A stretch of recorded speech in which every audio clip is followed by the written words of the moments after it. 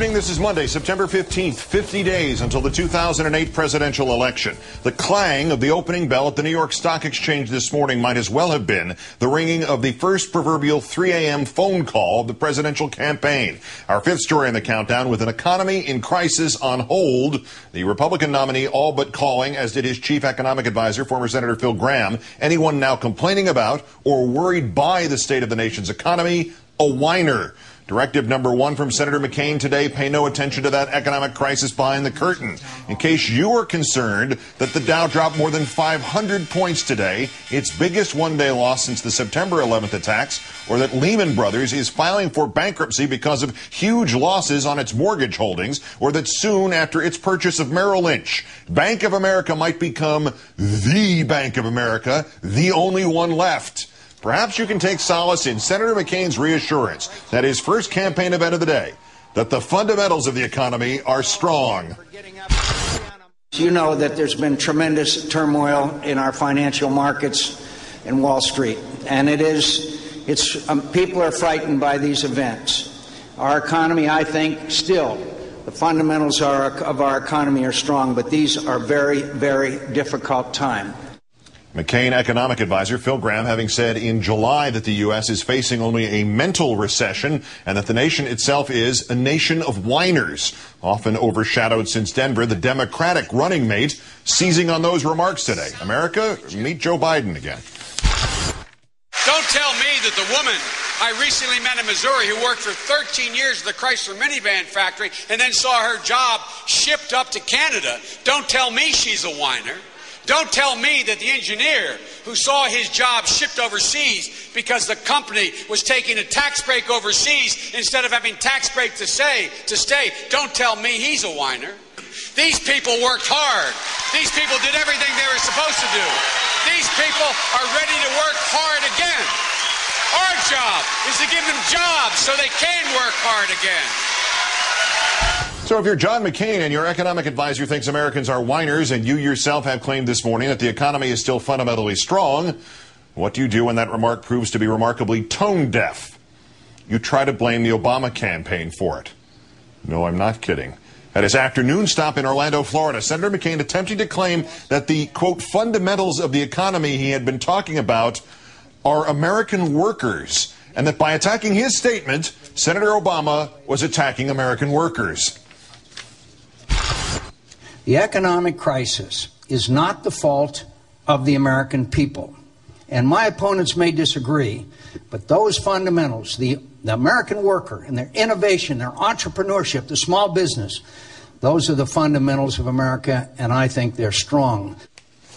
Earlier tonight in Pueblo, Colorado, Senator Obama firing back. I think it's good that Senator McCain is celebrating the American worker today. But it would have been nice if over the last 26 years that he's been in Washington, that he actually stood up for them once in a while. It would have been nice if he didn't vote against the minimum wage 19 times. Or if he didn't vote to privatize Social Security and hand it over to Wall Street. Senator McCain, you can't run away from your words, and you can't run away from your record. When it comes to this economy, you've stood firmly with George Bush and a failed economic theory, and what you're offering the American people is more of the same. Let's turn now to Paul Krugman, op-ed columnist for the New York Times, professor of economics at Princeton University. Dr. Krugman, thank you for some of your time tonight. Hi there. The fundamentals of the U.S. economy, in saying he meant the American workers are the fundamentals of the economy, did Senator McCain reinforce his previous observation about himself that economics is not necessarily his strong suit? I have to say, I guess history is not a strong suit because that's Herbert Hoover. I mean, wow. How is it that 75 years later, Republicans still can't stop themselves from quoting Herbert Hoover about how things are okay? This was just stunning. I mean, it was, that looked ad-libbed. I mean, I think this is what he really believes. It's unbelievable. I was shocked.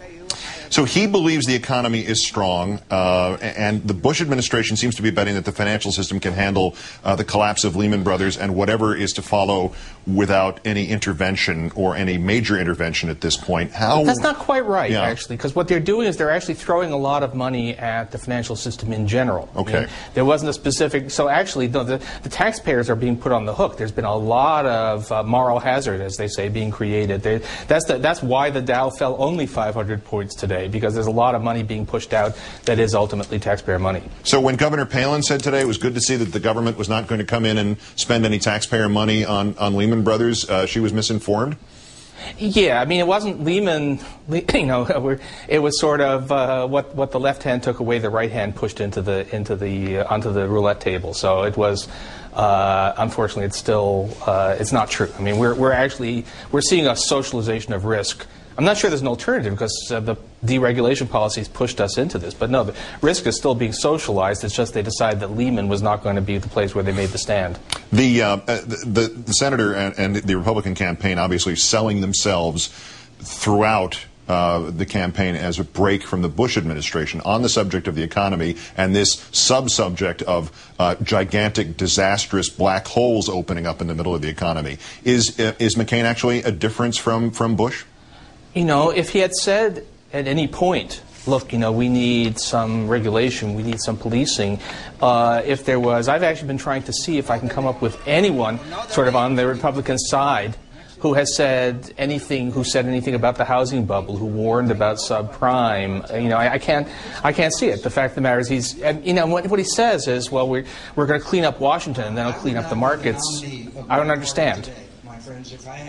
And the one connection, the one historical connection between Senator McCain and perhaps some of the things that set up the dominoes that seem to be falling in the economy right now, his formerly official economic advisor, now simply the guy who drafted his economic plan, Phil Gramm, the guy who coined this term about whiners in the nation and the mental recession. Did his role when he was the chair of the banking committee, did he in fact set up some of those dominoes and some of these current crises? I mean, if you're going to ask who's responsible for which people in an official capacity would bear the most responsibility for getting us into this mess, it would be number one, Alan Greenspan, and then number two, Phil Gramm. He's at the core of this. I mean, and by the way, whatever they may say officially, everybody knows that if McCain becomes president, Phil Gramm is the odds-on favorite to be the Treasury Secretary. What would that do to the American economy, do you think? Oh, boy. Well, under current management, Hank Paulson, I have some sympathy for. The Cossack works for the Tsar, and he can only do so much given the guy he works for. But boy, Phil Gramm, Ben Bernanke and I think Hank Paulson understand that we could manage to have another Great Depression if we work at it hard enough. I think Phil Gramm might be just the guy to do it.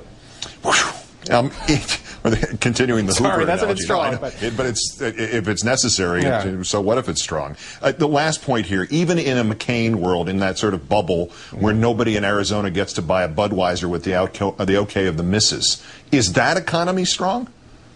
I actually haven't looked at Arizona, but look, I mean, aside from people selling oil and the repo trade, I think, is doing really, really well. That business is good these days. But no, I mean, this is an economy which, if this is not an economy in recession, then the problem is with our definition of recession. This is a lousy economy. Unemployment is spiking, industrial production way down, according to the figures released today, and the financial thing is everybody's really scared. Paul Krugman of the New York Times and Princeton University, as always, great thanks for your time and more especially your insight tonight, sir. Thank you. Thanks so much.